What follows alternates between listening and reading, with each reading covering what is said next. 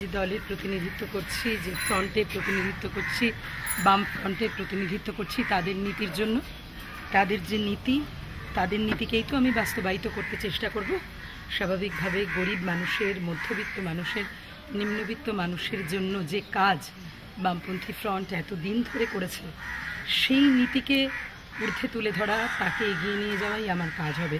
ফলে স্বাভাবিকভাবে সেই কারণে, আর এটা একটা মিক্সড এরিয়া, ফলে সব মানুষ যাতে সমানভাবে একই সাথে যতদিন এখানে আছেন, যেরকমভাবে আছেন, সেই শান্তিপূর্ণভাবে যাতে থাকতে পারেন, যেটা গত 2 বছর ধরে খুবই ডিস্টার্ব করবার চেষ্টা করছে, সেইটা আমরা নিশ্চিত হতে দেব না।